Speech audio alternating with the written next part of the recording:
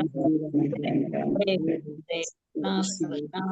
Hare Hare Rama Hare Rama Rama Rama Hare Hare Hare Krishna Krishna Krishna Hare Hare Hare Rama Rama Rama Hare Hare Hare Krishna Krishna Hare Hare Hare Rama Rama Rama Hare Hare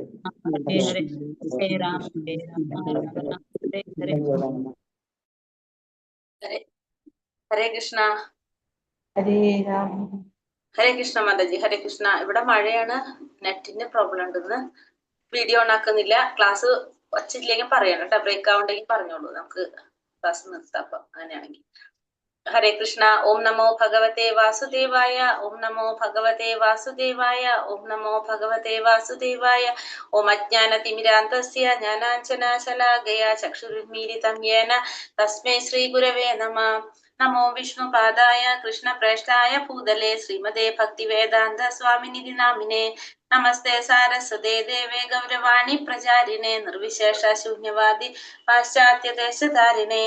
Jaya Shri Krishna Chaitanya പ്രഭു നിത്യാനന്ദ ശ്രീ അദ്വൈത ഗദാധര ശ്രീവാസാദി ഗൗര ഭക്ത വൃന്ദ. ഹരേ കൃഷ്ണ കൃഷ്ണ കൃഷ്ണ ഹരേ ഹരേ രാമ ഹരേ രാമ രാമ രാമ. ഹരേ Krishna. Shri Radha Govind temple ബാംഗ്ലൂരിന്റെ Bhagavad Gita ക്ലാസ്സിലേക്ക് എല്ലാവർക്കും സ്വാഗതം. ഹരേ കൃഷ്ണ. എല്ലാവർക്കും പ്രണാമം. നമ്മള് മൂന്നാമത്തെ അധ്യായം അല്ലെ? മൂന്നാമത്തെ അധ്യായത്തിന്റെ എത്ര വരെ എടുത്തത്? 29. 29 അല്ല, 40ന്റെ അടുത്ത്. 39 കഴിഞ്ഞില്ലേ? കഴിഞ്ഞില്ല. ഇന്നലെ 39 വരെ എടുത്തോളൂ. 39 വരെ എടുത്തു അല്ലെ? 39 നമ്മൾ ലാസ്റ്റ് പറഞ്ഞു നിർത്തിയത് കാമത്തെ കുറിച്ച് പറഞ്ഞു നിർത്തിയായിരുന്നു അല്ലെ? കാമത്തെ ആവരണം ചെയ്യുന്നതിനെ കുറിച്ച് പറഞ്ഞു. ഓരോരുത്തരിലും എന്താണ് ജ്ഞാനത്തെ ആവരണം ചെയ്യാണ്. കാമം കൊണ്ട് ആവരണം കാമം ആവരണം ചെയ്യുമ്പോൾ നമ്മളിലുള്ള എന്താണ് ആ ജ്ഞാനം അറിയാതെ പോകും. അപ്പൊ അത് ഓരോ അളവ് പറഞ്ഞു നമ്മള്. അതായത് മനുഷ്യരുടെ ഉള്ളിലെ ജീവാത്മാക്കൾ എന്തിനോട് പറഞ്ഞു? കാമം ആവരണം ചെയ്തിരിക്കുന്നത് പുകതീന എന്ന പോലെ എന്ന് പറഞ്ഞു. അത് ആവരണം ചെയ്തിരിക്കുന്നത്. പിന്നെ ഗർഭാശയം ഭ്രൂണത്തെ എന്ന പോലെ, പുകതീന എന്ന പോലെ അല്ലെ? ഓരോരുത്തരിലും ഓരോ രീതിയിൽ ഓരോ അളവിലാണ് എന്ത് കാമം ആവരണം ചെയ്തിരിക്കുന്നത്. അപ്പൊ ചിലത് പെട്ടെന്ന് തന്നെ നമുക്ക് എന്താണ് മാറ്റാൻ സാധിക്കും. പക്ഷെ ചിലതിന് പരിശ്രമം ആവശ്യമാണ്. ചിലത് അത് കാത്തിരിക്കേണ്ടതായിട്ട് നമ്മൾ വരും. അപ്പൊ അത്രയും അപ്പൊ കാമമാണ് നമ്മളെ കൊണ്ട് നമുക്ക് ഇഷ്ടമില്ലാത്ത പ്രവൃത്തികൾ ചെയ്യിക്കുന്നത്. കാമമാണെന്ന് ഭഗവാൻ പറഞ്ഞു അർജുനന്റെ അടുത്ത്. അർജുനനോട് ഭഗവാൻ ചോദിക്കാണ് അല്ലെ എന്തുകൊണ്ടാണെന്ന്. അപ്പൊ നമ്മളിപ്പോ ചെയ്യുന്ന പ്രവൃത്തികള് നല്ലതും ഉണ്ടാവും ചീത്തയുണ്ടാവും. അപ്പൊ നമ്മളെ കൊണ്ട് ചെയ്യിപ്പിക്കുന്നത് ആരാണ്? കാമം. നമ്മുടെ ആഗ്രഹങ്ങളാണ് നമ്മളെ കൊണ്ട് അത് ചെയ്യിപ്പിക്കുന്നത് എന്നുള്ളതും നമ്മൾ പറഞ്ഞു. അപ്പൊ നമ്മൾ വിചാരിക്കുന്നത് എന്താണ്? ഭഗവാനാണ് ഇതൊക്കെ ചെയ്യിക്കുന്നത്. ഭഗവാൻ അല്ലത് നമ്മുടെ കാമമാണ് നമ്മളെ കൊണ്ട് അതൊക്കെ ചെയ്യിക്കുന്നതെന്ന് കണ്ടു. പിന്നെ വേറെ നമ്മൾ എന്താ പറഞ്ഞു അവിടെ? ഇന്ദ്രിയങ്ങളെ നിയന്ത്രിക്കുന്നതിനെ കുറിച്ച് പറഞ്ഞു അല്ലെ? ഇന്ദ്രിയങ്ങളെ കൃഷ്ണാവബോധത്തിലേക്ക് വ്യാപരിപ്പിച്ചാലാണ് നമുക്ക് ഇന്ദ്രിയങ്ങളെ നിയന്ത്രിക്കാനായിട്ട് സാധിക്കുന്നത്. അപ്പൊ നമ്മൾ നമ്മുടെ കർത്തവ്യം നിർവഹിക്കണം എന്നുള്ളത് പറഞ്ഞു. കർമ്മങ്ങളെല്ലാം ഭഗവാന് സമർപ്പിച്ചുകൊണ്ട് വേണം ചെയ്യാനായിട്ട്. അങ്ങനെ ചെയ്തു കഴിഞ്ഞാൽ നമുക്ക് എന്തുണ്ടാവില്ല? ഉടമസ്ഥാവകാശമോ ലാഭമോ ഒന്നും ഇല്ലാതെ ആയിരിക്കണം നമ്മൾ ചെയ്യേണ്ടത്. അപ്പൊ നമുക്ക് ഭഗവാനെ പ്രാപിക്കാനായിട്ട് സാധിക്കും. ഇതൊക്കെയാണ് നമ്മൾ മൂന്നാമത്തെ അധ്യായത്തിൽ ഇന്നലെ നമ്മൾ പറഞ്ഞിട്ടുണ്ടായിരുന്നത്. ഇനി അതിന്റെ ബാക്കി കാമത്തെ ആവരണം ചെയ്തതിനെ കുറിച്ചാണ് പറഞ്ഞുകൊണ്ടിരിക്കുന്നുണ്ടായിരുന്നത് അല്ലെ? അതിന്റെ നോക്കാം.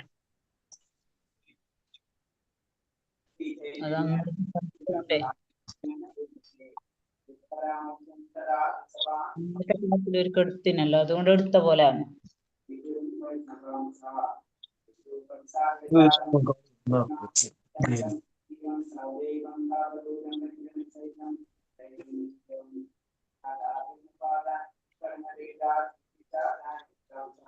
കൃഷ്ണ. പിന്നെ ഇവിടെ പറയുന്നത് അടുത്ത ശ്ലോകത്തില് ഓം നമോ ഭഗവതേ വാസുദേവായ.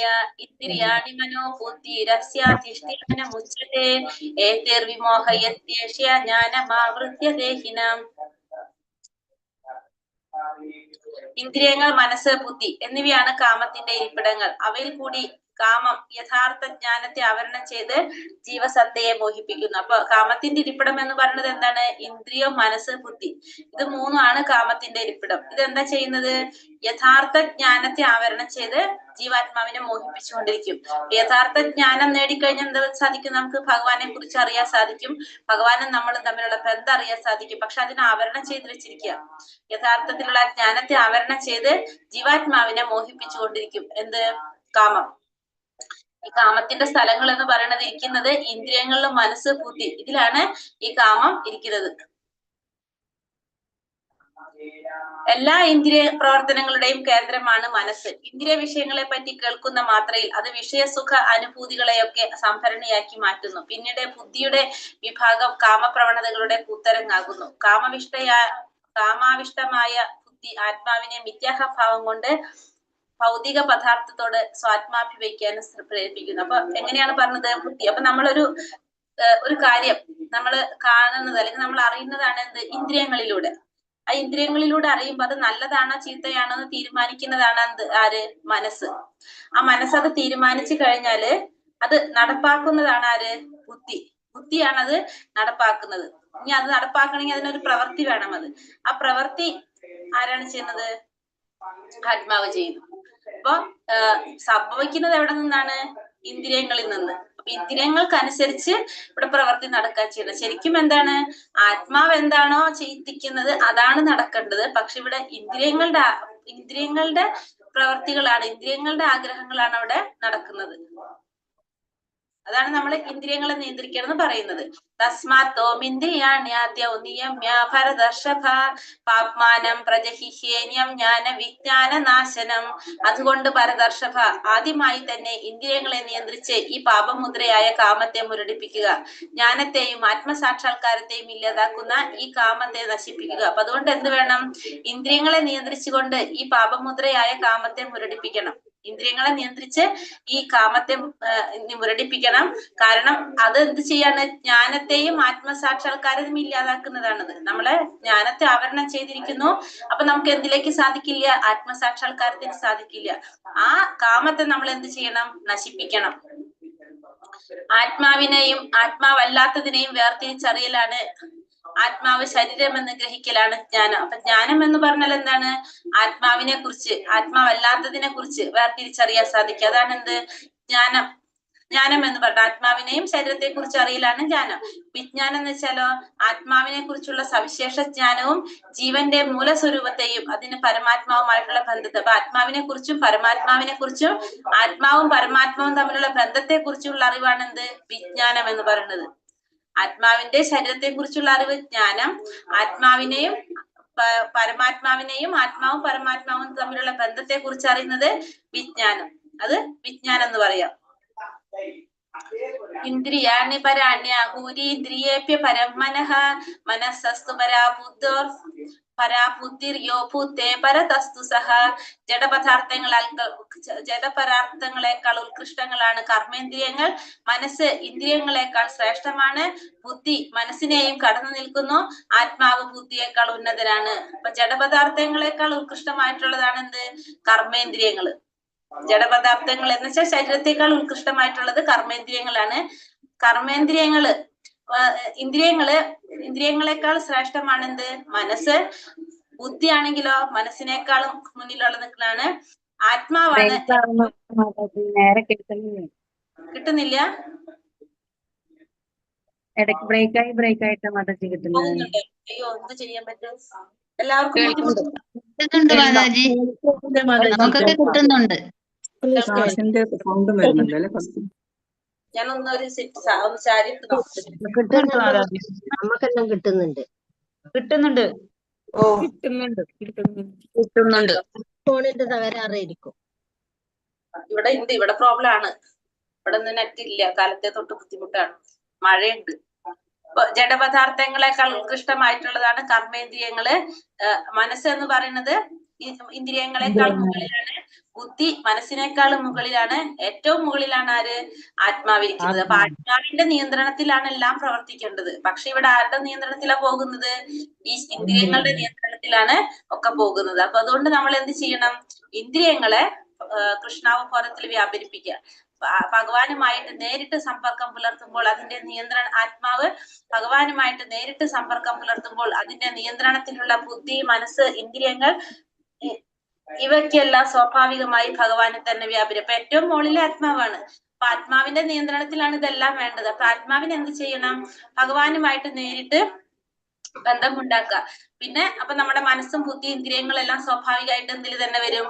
ഭഗവാനിൽ തന്നെ വ്യാപരിപ്പിക്കുക. ആത്മാവുമായിട്ട് എങ്ങനെയാ ഭഗവാനുമായിട്ട് നേരിട്ട് ബുദ്ധി ബന്ധം ഉണ്ടാക്കുക? നമ്മൾ നാമം ജപിക്കണം, ഭഗവത്ഗീത കേൾക്കുക, ഭഗവതം കേൾക്കുക. ഇതൊക്കെ ചെയ്യുന്നതിലൂടെ ആത്മാവിന് ആരായിട്ട് നേരിട്ട് കണക്ഷനായി? ഭഗവാനായിട്ട് കണക്ഷനായി. അങ്ങനെ ഓട്ടോമാറ്റിക്കലി നമ്മളെ ഇന്ദ്രിയങ്ങളെ ഭഗവാനിലേക്ക് വ്യാപരിപ്പിക്കാനായിട്ട് സാധിക്കും. ഏവം ബുദ്ധേ പരം ബുദ്ധ സംസ്ഥാപ്യാത്മനമാത്മന ജഹി ശത്രു മഹാബാഹോ കാമരൂപം ദുരാസദം. മഹാബാഹോ, ഭൗതികങ്ങളായ ഇന്ദ്രിയങ്ങൾക്കും മനസ്സിനും ബുദ്ധിക്കും അതീതനാണ് താനെന്നറിഞ്ഞിട്ട് ദൃഢനിശ്ചയത്തോടെ ആത്മീയ ബുദ്ധിയും ആത്മീയ ശക്തിയും കൊണ്ട് മനസ്സിനെ ഉറപ്പിച്ച് അദമ്യനായ കാമം എന്ന ശത്രുവിനെ കീഴടക്കുക. അപ്പൊ ഭൗതികങ്ങളായിട്ടുള്ള ഇന്ദ്രിയങ്ങൾക്കും മനസ്സിനും ബുദ്ധിക്കും അതീതനാണ് താൻ എന്ന് മനസ്സിലാക്കി ആത്മീയ ബുദ്ധി ആത്മീയ ശക്തിയും ഉപയോഗിച്ച് നമ്മൾ എന്ത് ചെയ്യണം? ആ കാമത്തിനെ കീഴടക്കാൻ നമ്മുടെ ബുദ്ധിയും ശക്തിയും ഉപയോഗിച്ച് നമുക്ക് കാമത്തിനെ കീഴടക്കാൻ സാധിക്കണം എന്നുള്ളതാണ് ഇവിടെ ഭഗവാൻ പറഞ്ഞു തരുന്നത്. സ്വന്തം ചുമതലകളോ പ്രവർത്തികളോ പെട്ടെന്ന് ഉപേക്ഷിക്കേണ്ടതില്ല. അപ്പൊ നമുക്ക് ഈ അധ്യായത്തിൽ നിന്ന് കിട്ടിയ മനസ്സിലാക്കിയ കാര്യം എന്താണ്? ലാസ്റ്റ് ചോദ്യത്തിന്റെ ഉത്തരാണത്. നമ്മൾ അവരിനുള്ളിലെ സ്വന്തം ചുമതലകളോ പ്രവർത്തികളോ നമ്മൾ ഒരിക്കലും പെട്ടെന്ന് ഉപേക്ഷിക്കേണ്ടതല്ല. നമ്മൾ ക്രമേണ കൃഷ്ണാവബോധം വളർത്തിയെടുത്തതിന് ശേഷം ഉറച്ച ബുദ്ധിയെ വിശുദ്ധമായ ആത്മസത്യത്തിലേക്ക് തിരിച്ചുവിടാം. ഇന്ദ്രിയങ്ങൾക്കോ മനസ്സിനോ വശപ്പെടാതെ അഭൗതികമായ ഒരു അവസ്ഥയിലെത്താം. ഇതാണ് ഈ അധ്യായത്തിന്റെ രത്ന ചുരുക്കം. അപ്പൊ നമ്മള് സ്വന്തം പ്രവർത്തികളും ചുമതലകളും പെട്ടെന്ന് ഉപേക്ഷിക്കാതെ കൃഷ്ണാവബോധം വളർത്തിയെടുക്കാം. അങ്ങനെ നമ്മുടെ ബുദ്ധി ഉറച്ച ബുദ്ധിയായിട്ട് മാറും. ഭഗവാനിൽ മാത്രം വിശ്വാസം. അങ്ങനെ നമുക്ക് എവിടേക്ക് തിരിച്ചെത്തി സാധിക്കും? ആത്മസത്തയിലേക്ക് തിരിച്ചെത്തി ഇന്ദ്രിയങ്ങൾക്കും മനസ്സിനൊന്നും വശപ്പെടാതെ നമുക്ക് എവിടേക്ക് എത്താം? അഭൗതികമായ ഒരു അവസ്ഥയിലേക്ക് ഭഗവാന്റെ പരസ്പരം പ്രാപിക്കാനായിട്ട് നമുക്ക് സാധിക്കും. അതിനുവേണ്ടി നമ്മൾ ചെയ്യേണ്ടത് എന്താണ്? നമ്മുടെ പ്രവർത്തികൾ ഉപേക്ഷിക്കാതെ കൃഷ്ണാവബോധം വളർത്തിയെടുക്കുക എന്നുള്ളതാണ് നമ്മൾ ചെയ്യേണ്ടത്. അതാണ് ഈ അധ്യായത്തിന്റെ രത്ന ചുരുക്കം എന്ന് പറയുന്നത്. മനസ്സിലായോ? കൺക്ലൂഷൻ എന്ന് പറഞ്ഞാൽ നമ്മൾ എന്ത് ചെയ്യണം? ഒരിക്കലും നമ്മുടെ ചുമതലകളോ പ്രവർത്തികളോ ഉപേക്ഷിക്കേണ്ടത് ആവശ്യമില്ല. നമ്മൾ എന്ത് ചെയ്യണം? അത് ചെയ്തുകൊണ്ട് തന്നെ നമ്മുടെ കൃഷ്ണാവബോധം വളർത്തിയെടുക്കണം. അത് വളർത്തിയെടുത്ത് നമുക്കപ്പൊ എന്ത് വരും? ഭഗവാനിൽ ഉറച്ച ബുദ്ധിയും വിശ്വാസം വരും. അപ്പൊ തന്നെത്താനെ നമുക്ക് എന്ത് സാധിക്കും? നമ്മുടെ ഇന്ദ്രിയങ്ങളെല്ലാം നിയന്ത്രിക്കാനും ആ പരമപദം പോകാനും നമുക്ക് സാധിക്കും. അതാണ് നമ്മളെ ഈ 3-ാമത്തെ അധ്യായത്തില് പറഞ്ഞിരിക്കുന്നതിന്റെ കൺക്ലൂഷൻ എന്ന് പറയുന്നത്. ഹരേ കൃഷ്ണ, ക്ലിയർ ആയോ? ക്ലിയർ ആയി മാതാജി. ഹരേ കൃഷ്ണ മാതാജി. 40-ാമത്തെ ശ്ലോകം ഒന്നും കൂടി വിവരിക്കുവോ? ആ സമയത്ത് ലേശം ഡിസ്റ്റർബൻസ് ഉണ്ടായിരുന്നു. 40-ാമത്തെ ശ്ലോകത്തിൽ എന്ന് പറഞ്ഞ ഇന്ദ്രിയാണി ബുദ്ധിർ അസ്യാധിഷ്ഠാനം ഉച്ചത്തെ ഏതേർ വിമോഹയത്യേഷ്യ ജ്ഞാനം ആവൃത്ത ദേഹിനം. ഇന്ദ്രിയങ്ങള്, മനസ്സ്, ബുദ്ധി, ഇതാണ് കാമത്തിന്റെ ഇരിപ്പിടം എന്ന് പറയുന്നത്. ഏതാണ്? ഇന്ദ്രിയവും മനസ്സും ബുദ്ധിയാണ് കാമത്തിന്റെ ഇരിപ്പിടങ്ങള്. അപ്പൊ നമ്മൾ എന്ത് ചെയ്യണം? കാമം എന്താ ചെയ്യണത്? ആ ജ്ഞാനത്തെ ആവരണം ചെയ്ത് ജീവാത്മാവിനെ മോഹിപ്പിച്ചുകൊണ്ടിരിക്കുകയാണ്. അപ്പൊ യഥാർത്ഥത്തില് ജീവാത്മാവിന് അജ്ഞാനം കിട്ടുകയാണെങ്കിൽ, ഭഗവാനെ കുറിച്ചുള്ള ജ്ഞാനം എന്ന് വെച്ചാൽ ഭഗവാനെ കുറിച്ചുള്ള അറിവാണ്, അത് കിട്ടുകയാണെങ്കിൽ എന്ത് കാണിക്കും? ആ ജീവാത്മാവിന് ഭഗവാനിലേക്ക് നമുക്ക് ജീവാത്മാവിന് അത് കിട്ടിക്കഴിഞ്ഞാൽ നമുക്ക് ഭഗവാന്റെ നാമം ജപിച്ച് ഭഗവത് സേവനങ്ങളൊക്കെ ചെയ്ത് ഭഗവാനെ പ്രാപിക്കാൻ നമുക്ക് സാധിക്കും. പക്ഷെ ആ യഥാർത്ഥത്തിലുള്ള ജ്ഞാനത്തെ എന്താ ആവരണം ചെയ്യാണ്? അവിടെ കാമം ആവരണം ചെയ്തിരിക്കുകയാണ്. അപ്പൊ നമ്മൾ ആരായിട്ട് മാറി? അജ്ഞാനികളായിട്ട് മാറി. അപ്പൊ സ്വാഭാവികമായിട്ടും നമ്മൾ എന്ത് പ്രവർത്തിക്കില്ല? നമ്മൾ ഭഗവാനെ കുറിച്ച് അറിയുന്നില്ല, ഭഗവാനെ കുറിച്ച് പ്രവർത്തിക്കുന്നില്ല. അപ്പൊ ഈ ആവരണം ചെയ്തിട്ട് ജീവാത്മാവിനെ മോഹിപ്പിച്ചുകൊണ്ടിരിക്കും. അപ്പൊ നമ്മൾ ഈ ഭൗതികമായ കാര്യങ്ങളില്ല, അതായത് ഭഗവാനിലേക്ക് തിരിയാതെ ഭൗതികമായ കാര്യങ്ങളിലേക്ക് നമ്മുടെ ശ്രദ്ധ പോകും. അതായത് വിഷയസുഖങ്ങൾ അനുഭവിക്കാൻ വേണ്ടിയിട്ട് നമ്മൾ തിരിഞ്ഞു മാറും. അതാണ് അവിടെ പറയുന്നത്. ഹരേ കൃഷ്ണ. 4-ാമത്തെ നമുക്കൊരു കുറച്ചെടുത്തിട്ട് നമുക്ക് നിർത്താം. ഹരേ കൃഷ്ണ. ഓം നമോ ഭഗവതേ വാസുദേവായ. അതീന്ദ്രിയ ജ്ഞാനം, അധ്യായം 4, അതീന്ദ്രിയ ജ്ഞാനം. ശ്ലോകം 1. ഭഗവാനുവാച ഇമം വിവസ്വതേ യോഗം പ്രോക്തവാനാഹമവ്യയം വിവസ്വാൻ മനവേ പ്രാഹ മനോരിഷാകുവേ പ്രവീത്. ഭഗവാൻ ശ്രീകൃഷ്ണൻ പറഞ്ഞു, സനാതനമായ യോഗത്തെ പണ്ട് ഞാൻ സൂര്യദേവനായ വിവസ്വാൻ ഉപദേശിച്ചു.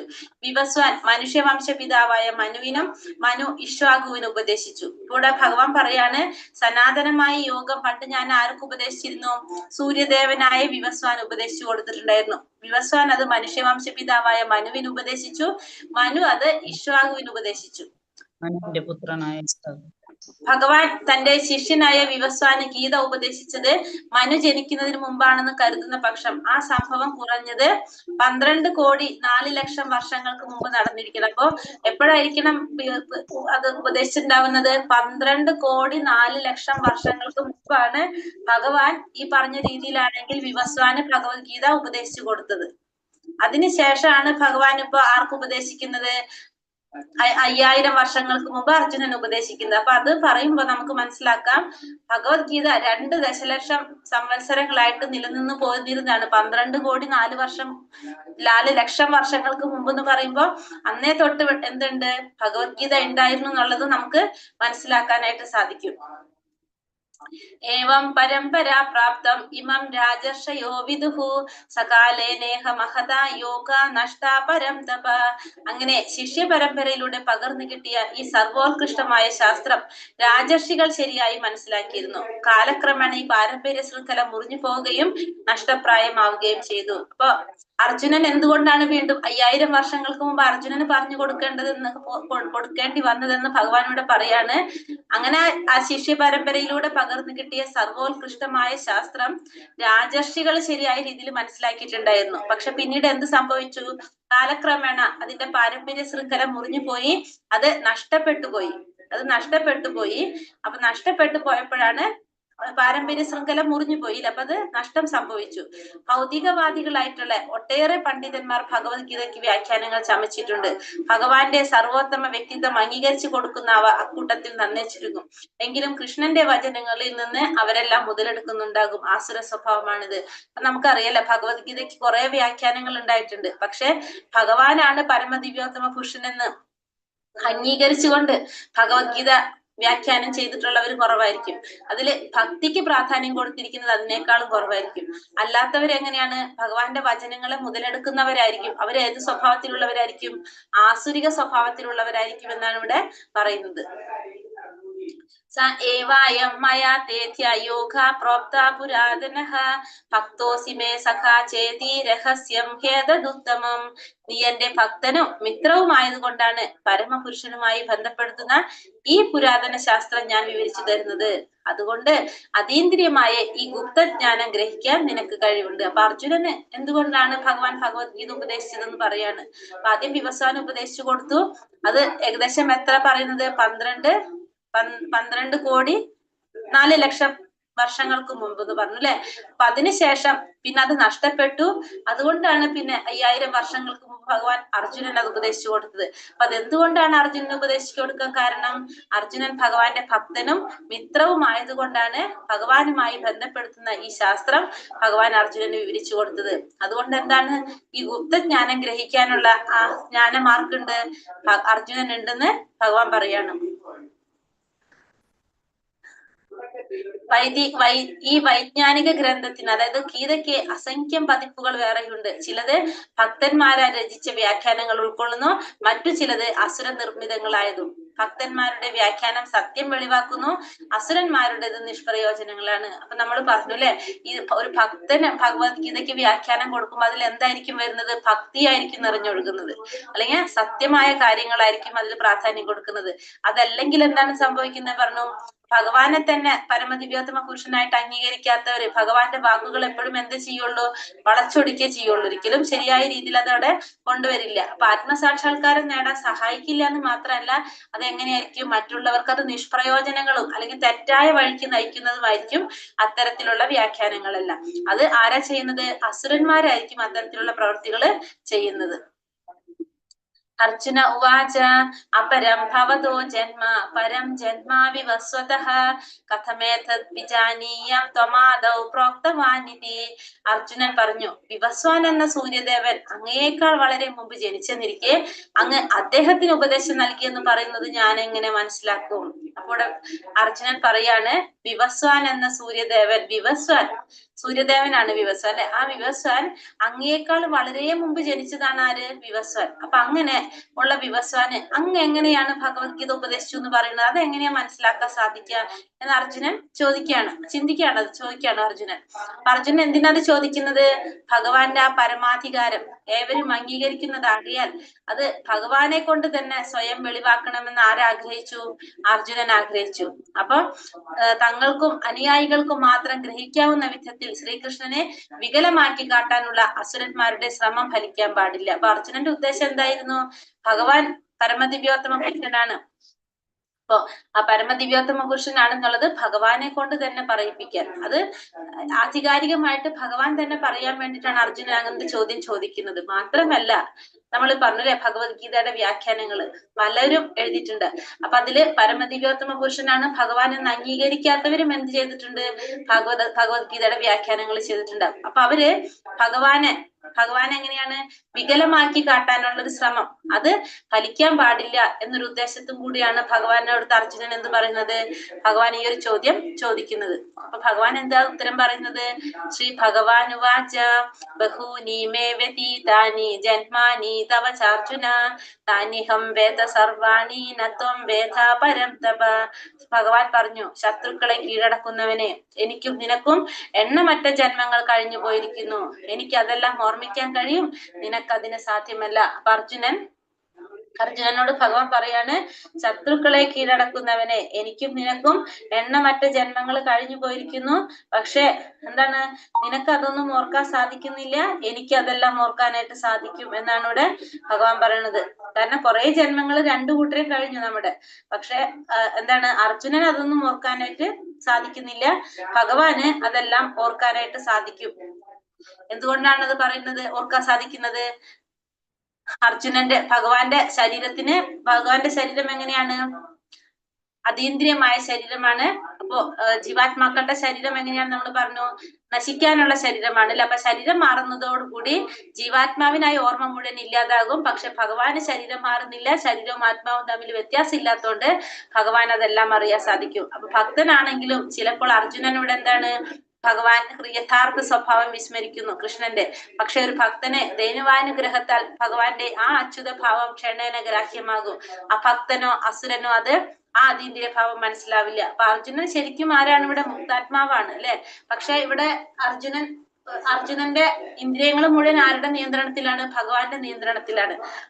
അപ്പൊ അതുകൊണ്ട് നമ്മളിലേക്കാണ് ഈ ഭഗവത്ഗീത എത്തിക്കുന്നത്. അപ്പൊ അതിനു വേണ്ടിയിട്ട് അർജുനൻ ഒന്നും അറിയാത്ത പോലെ, അർജുനനെല്ലാം വിസ്മരിച്ചു പോയൊരവസ്ഥയിലാണ് ഇപ്പൊ. ഒന്നും അറിയാത്തൊരവസ്ഥ, യഥാർത്ഥത്തിലുള്ള തന്റെ സ്വഭാവത്തെ കുറിച്ചൊന്നും അറിയാത്തൊരവസ്ഥയാണ്. അപ്പൊ അങ്ങനെ അർജുനൻ അങ്ങനെ ചോദിക്കുമ്പോ ഭഗവാൻ അത് പറയുമ്പോഴാണ് നമുക്കത് കിട്ടുന്നത്. അപ്പൊ ഒരു ഭക്തൻ എന്താണ് ശരിക്കും പറഞ്ഞു കഴിഞ്ഞാല് ഭഗവാന്റെ അച്യുത സ്വഭാവം മനസ്സിലാക്കാനായിട്ട് സാധിക്കും. പക്ഷെ ഭക്തി ഇല്ലാത്ത ഒരാൾക്കോ ഒരു ആസുരിക സ്വഭാവത്തിലുള്ളവർക്കോ ഒരിക്കലും ഭഗവാനെ അറിയാനായിട്ട് സാധിക്കുന്നില്ല. അജോപി ജന്യവ്യായാത്മാ ഭൂതാനാമീശ്വരോപി സൻ പ്രകൃതിം സോമനിഷ്ഠായ സംഭവാമ്യാത്മമായയ. എനിക്ക് പിറവിയില്ല, എന്റെ അതീന്ദ്രിയമായ ശരീരത്തിന് നാശം നേരിടുകയില്ല, ജീവജാലങ്ങൾക്കെല്ലാം അധിപതിയാണ് ഞാൻ. എന്നിരിക്കലും യുഗം തോറും എന്റെ ആദിമവും അതീന്ദ്രിയമായ രൂപത്തിൽ ഞാൻ അവതരിക്കുന്നു. അപ്പൊ എനിക്ക് പിറവിയില്ല, എന്റെ അതീന്ദ്രിയമായ ശരീരത്തിന് നാശം നേരിടുന്നില്ല, ജീവജാലങ്ങളുടെ എല്ലാം അധിപതിയാണ് ഞാൻ. എന്നിരിക്കലും എന്താണ്, യുഗം തോറും ഓരോ യുഗത്തിലും ഞാൻ അവതരിക്കും. എങ്ങനെ? എന്റെ ആദിമവും അതീന്ദ്രിയവുമായ രൂപത്തിൽ ഞാൻ അവതരിച്ചു കൊണ്ടേയിരിക്കും. എന്റെ ആദ്യ രൂപം അല്ലെങ്കിൽ അതീന്ദ്രിയമായ രൂപത്തില് ഞാൻ അവതരിച്ചു കൊണ്ടേയിരിക്കും. അപ്പൊ ഭഗവാൻ ഓരോ യുഗത്തിലും ഭഗവാൻ അവതരിക്കും എന്ന് പറയാണ്. പക്ഷെ ഭഗവാന്റെ ശരീരത്തിനോ ഭഗവാന് നാശം നേരിടുന്നില്ല, എല്ലാ ജീവജാലങ്ങളുടെയും അധിപതിയാണ് ഞാൻ. എപ്രകാരമാണോ സൂര്യൻ ഉദിക്കുന്നത്, അപ്പൊ സൂര്യൻ ഉദിക്കുന്നു, സൂര്യൻ ഉദിച്ച് സൂര്യൻ അസ്തമിക്കും. സൂര്യൻ അസ്തമിക്കുമ്പോ നമ്മുടെ ധാരണ എന്താണ്, സൂര്യൻ അവിടെ ഇല്ല എന്നാണ്. പക്ഷെ എന്താണത്, നമുക്ക് ദൃഷ്ടിയിൽ മറയുന്നത് മാത്രമേ ഉള്ളൂ. സൂര്യൻ അവിടെ തന്നെ ഉണ്ട്, സൂര്യൻ ചക്രവാളത്തിൽ തന്നെ ഉണ്ട്. പക്ഷെ നമുക്ക് തോന്നുന്നു നമ്മുടെ കൺമുന്നിൽ ഇല്ലാണ്ടാവുമ്പോ സൂര്യൻ അവിടെ ഇല്ലാതെ. അതേപോലെ തന്നെയാണ് ഭഗവാൻ ഭഗവാൻ ഈ പ്രപഞ്ചം മുഴുവൻ നിറഞ്ഞു നിൽക്കുകയാണ് ഭഗവാൻ. പക്ഷെ നമ്മുടെ ഇന്ദ്രിയങ്ങൾ അപൂർണമായതുകൊണ്ട് നമുക്ക് ഭഗവാനെ കാണാൻ സാധിക്കുന്നില്ല. അതിന്റെ അർത്ഥം എന്തല്ല? ഭഗവാൻ ഇല്ല എന്നുള്ളതല്ല. ഭഗവാൻ എപ്പോഴും ഭഗവാൻ ഇവിടെ നിറഞ്ഞു നിൽക്കുന്നുണ്ട്. പക്ഷെ നമുക്ക് മനസ്സിലാക്കാനായിട്ട് സാധിക്കുന്നില്ല. സൂര്യൻ എപ്പോഴും സ്വന്തം സ്ഥാനത്ത് തന്നെ ഉള്ളതുപോലെ തന്നെയാണ് ഭഗവാനും. ഭഗവാന്റെ ആവിർഭാവങ്ങളും തിരോഭാവങ്ങളും ഒന്നും നമുക്ക് ഗ്രഹിക്കാനായിട്ടോ മനസ്സിലാക്കാനായിട്ടോ സാധിക്കുന്നില്ല. യഥാ യഥാ ഹി ധർമ്മസ്യ ഗ്ലാനിർഭവതി ഭാരത അഭ്യുത്ഥാനമധർമ്മസ്യ തഥാത്മാനം സൃജാമ്യഹം. എപ്പോൾ എവിടെ ധർമാചരണത്തിന് ക്ഷയം നേരിടുവോ, എപ്പോൾ അധർമ്മം തഴച്ചു വളരുന്നുവോ, അപ്പോഴെല്ലാം ഞാൻ അവതരിക്കുന്നു ഹേ ഭാരത. അപ്പോൾ എപ്പോഴാണോ എവിടെയാണോ ധർമ്മത്തിന്റെ ആചരണത്തിന് ക്ഷയം നേരിടുന്നത് അല്ലെങ്കിൽ അധർമ്മം തഴച്ചു വളരുന്നത്, അപ്പോഴൊക്കെ ഭഗവാൻ അവതരിക്കുമെന്ന് ഭഗവാൻ പറയാണ്. സുജാമി എന്ന പദം ഭഗവാന്റെ സ്വരൂപത്തിലുള്ള ആവിർഭാവത്തെയാണ് സൂചിപ്പിക്കുന്നത്. ധർമ്മശാസ്ത്രങ്ങളിൽ പ്രതിപാദിക്കപ്പെടാത്തതായി ഒന്നും അവതാരമായി കരുതാൻ വയ്യ. അപ്പൊ സുജാമി എന്ന് പറഞ്ഞ എന്താണ്? ഭഗവാന്റെ സ്വരൂപത്തിലുള്ള അവതാരത്തെ. സുജാമ്യഹം എന്ന് പറഞ്ഞല്ലേ, ഭഗവാന്റെ സ്വരൂപത്തിലുള്ള അവതാരം ഏതാണ്? സ്വരൂപം ഏതാണ് ഭഗവാന്റെ? ഭഗവാന്റെ കൃഷ്ണരൂപം അല്ലെ, ഭഗവാൻ കൃഷ്ണനായിട്ടുള്ള രൂപം. ആ സുജാമി എന്ന് പറഞ്ഞാൽ ഭഗവാൻ സ്വരൂപത്തിൽ ഉള്ള ആവിർഭാവത്തിനെയാണ് പറയുന്നത്. പിന്നെന്താണ് പറഞ്ഞത്? ധർമ്മശാസ്ത്രങ്ങളിൽ പ്രതിപാദിക്കാതെ ഒട്ടും എന്ത് വരില്ല? അവതാരങ്ങളായിട്ട്. അപ്പൊ ഭഗവാൻ എങ്ങനെ അവതരിക്കണമെങ്കിൽ അതെന്താണ്? അത് നമ്മുടെ ശാസ്ത്രങ്ങളിൽ പറഞ്ഞിട്ടുണ്ടാവും. ഭഗവാൻ അവതരിക്കുന്നതിനെ കുറിച്ച് ഇപ്പൊ നമ്മൾ പറഞ്ഞില്ല, കൽക്കി. ഇപ്പൊ കലിയുഗത്തില് ഫസ്റ്റ് വന്നൊരു അവതാരം ആരായിരുന്നു? കലിയുഗത്തില് ആ തുടക്കത്തിൽ ഉണ്ടായത് അവതാരം അല്ലെ, ശ്രീബുദ്ധൻ അല്ല വന്നത്. ശ്രീബുദ്ധന്റെ അവതാരത്തെ കുറിച്ച് ഭാഗവതത്തിൽ പറയുന്നുണ്ട്. ഭാഗവതം വ്യാഖ്യാനം നടത്തുന്ന സമയത്ത് ശ്രീബുദ്ധൻ അവതരിച്ചിട്ടില്ല. പക്ഷെ ശ്രീബുദ്ധ അവതാരത്തെ കുറിച്ച് അതിൽ പറയുന്നുണ്ട്. അപ്പൊ നമുക്കിപ്പോ മനസ്സിലാക്കാൻ സാധിക്കുന്നതാണ് ശ്രീബുദ്ധ അവതാരം ഇപ്പൊ കഴിഞ്ഞുപോയി. പക്ഷെ എന്താണ്? ശ്രീബുദ്ധൻ അവതരിക്കുന്നു പറഞ്ഞിട്ടാണ് അതിൽ പറയുന്നത്. അതേപോലെ തന്നെ ഇനി കൽക്കി അവതാരം, ഇപ്പൊ ചൈതന്യ മഹാപ്രഭുവിന്റെ അവതാരം പറഞ്ഞു. പിന്നെ കൽക്കി അവതാരം വരാനുണ്ട്. അത് ഏത് സ്ഥലത്ത് ആരുടെ മകനായിട്ടെന്ന് പോലും പറയുന്നുണ്ട് കൽക്കിയുടെ അവതാരത്തെ കുറിച്ച്. പക്ഷെ എന്താണ്? ഇപ്പൊ ആ സ്ഥലം അവിടെ ഇല്ല, ആ വ്യക്തി അവിടെ ഇല്ല. ആ സമയമാകുമ്പോ എന്താണ്? അവിടെ സ്ഥലവും വരും, ആ വ്യക്തിയും വരും, ഒക്കെ വരും. ഇതൊക്കെ ഇവിടെ പറയുന്നുണ്ട്, നമ്മുടെ ശാസ്ത്രങ്ങളിൽ പറയുന്നുണ്ട്. അതാണ് നമുക്ക് മനസ്സിലാക്കേണ്ടത്. ഭഗവാന്റെ അവതാരങ്ങള് എല്ലാതും എന്താണ്? ഒക്കെ ശാസ്ത്രങ്ങളില് പ്രതിപാദിക്കപ്പെട്ടതാണ്. അല്ലാത്തതായിട്ടൊന്നും ഇല്ല. ശാസ്ത്രങ്ങളിൽ പറയുന്നതാണെല്ലാം. പരിത്രാണായ സാധൂനാം വിനാശായ ച ദുഷ്കൃതാം ധർമ്മ സംസ്ഥാപനാർത്ഥായ സംഭവാമി യുഗേ യുഗേ. ഭക്തന്മാരെ രക്ഷിക്കാൻ, ദുഷ്കൃതികളെ നിഗ്രഹിക്കാനും ധർമ്മത്തെ പുനഃസ്ഥാപിക്കാനുമായി യുഗം തോറും ഞാൻ അവതരിച്ചു കൊണ്ടേയിരിക്കുന്നു. അപ്പോൾ എന്താണ്? ഭക്തന്മാരെ രക്ഷിക്കുക, ദുഷ്കൃതികളെ നിഗ്രഹിക്കുക, ധർമ്മത്തെ പുനഃസ്ഥാപിക്കുക.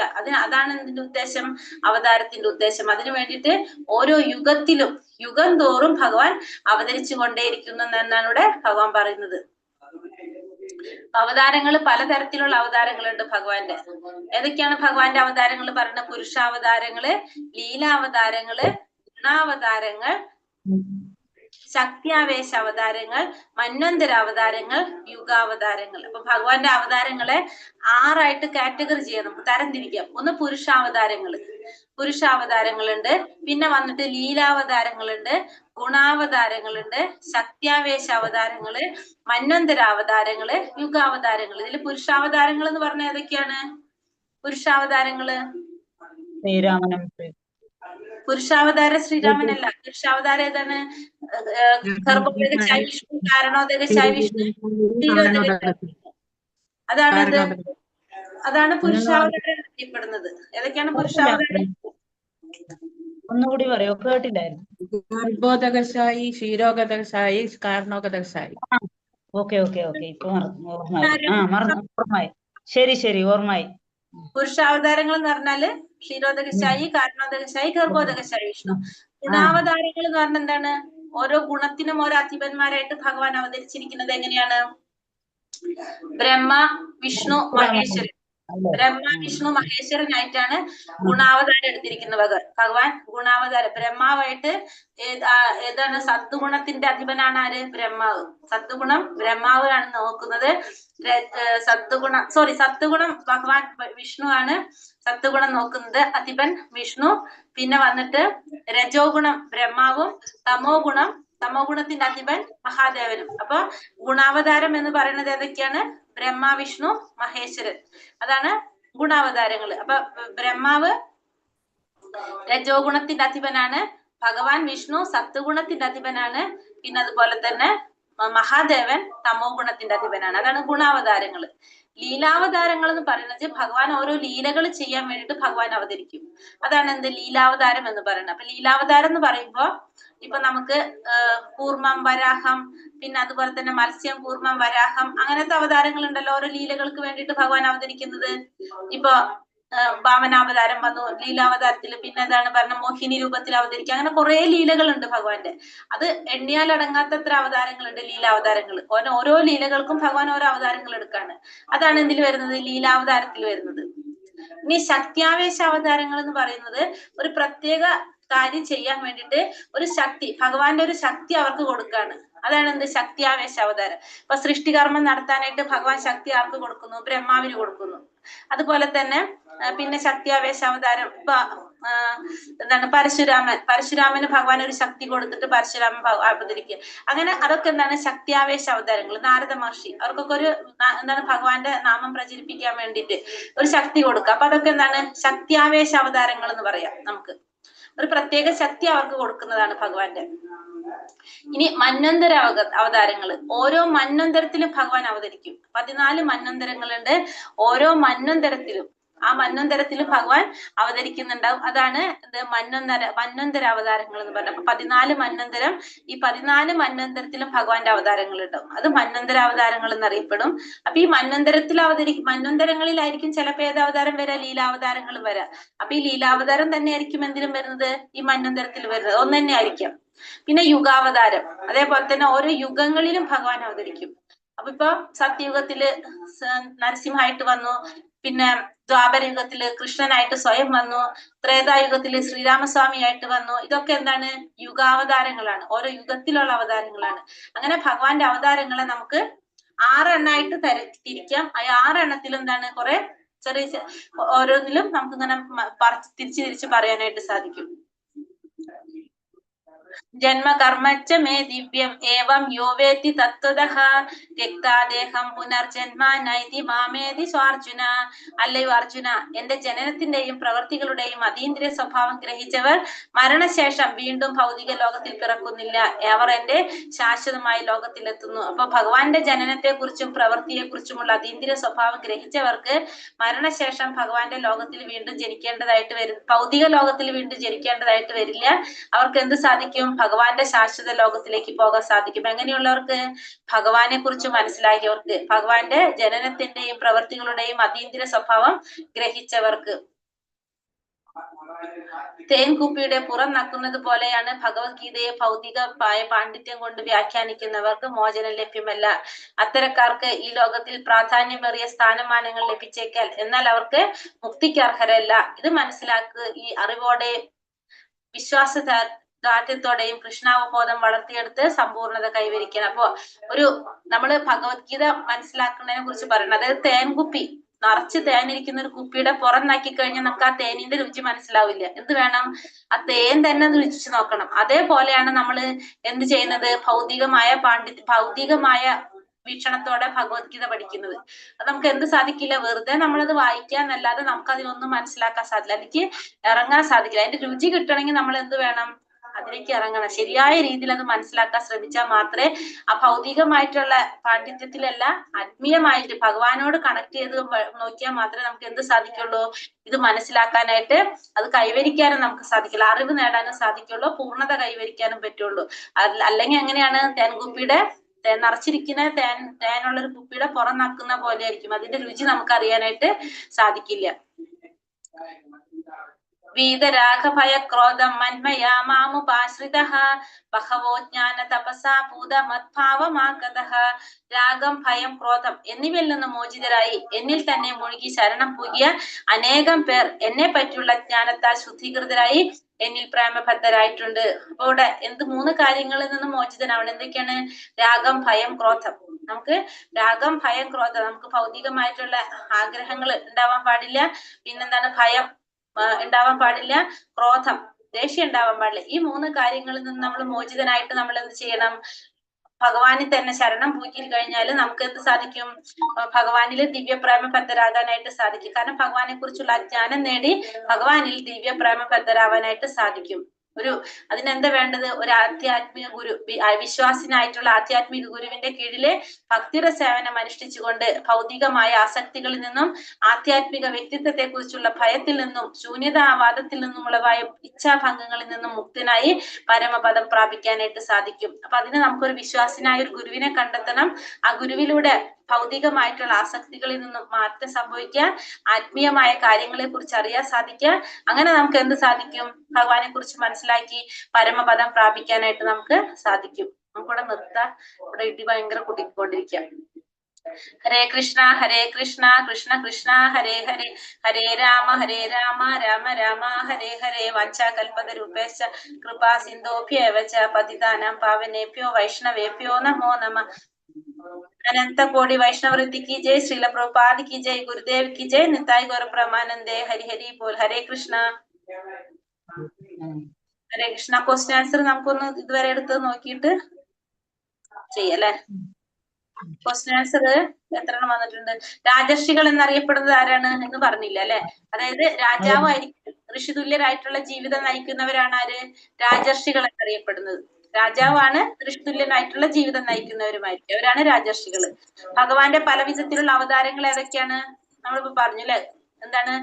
പുരുഷാവതാരം, വീരാവതാരം, ഗുണാവതാരം, മന്വന്തരാവതാരം, സന്യാദേശാവതാരം, യുഗാവതാരം. എല്ലാ അവതാരങ്ങളുടെയും ഉറവിടം ആരാണ്? ആരിൽ നിന്നാണ് എല്ലാ അവതാരങ്ങളും വരുന്നത്? ഭഗവാൻ നിന്നാണ് വരുന്നത്. എങ്ങനെയുള്ളവർക്ക് ഭഗവാന്റെ ശാശ്വതമായ ലോകത്തെത്താൻ സാധിക്കും? ഭഗവാന്റെ ജന്മത്തിനെ കുറിച്ചുള്ള അതീന്ദ്രിയ സ്വഭാവം മനസ്സിലാക്കിയവർക്ക് അല്ലെ, ഭഗവാനെ കുറിച്ച് ശരിയായ രീതിയിൽ മനസ്സിലാക്കിയവർക്കാണ് എന്ത് സാധിക്കുന്നത്?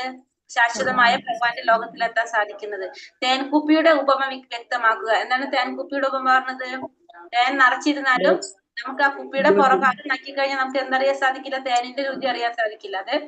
അതേപോലെയാണ് ഈ ഭൗതികമായ വീക്ഷണത്തിലൂടെ നമുക്ക് ഈ ഭഗവത്ഗീത മനസ്സിലാക്കാനായിട്ട് സാധിക്കില്ല. നമുക്ക് എന്ത് വേണം? ആത്മീയമായ രീതിയിൽ വേണം നമുക്ക് മനസ്സിലാക്കാനായിട്ട് അല്ലെ. അല്ലാതെ നമുക്ക് ഭഗവത്ഗീത പഠിക്കാനായിട്ട് നമുക്ക് ആർക്കും സാധിക്കില്ല. അതുവരെ എടുത്തിട്ടുള്ളൂ നമ്മൾ അല്ലെ 5 എണ്ണം.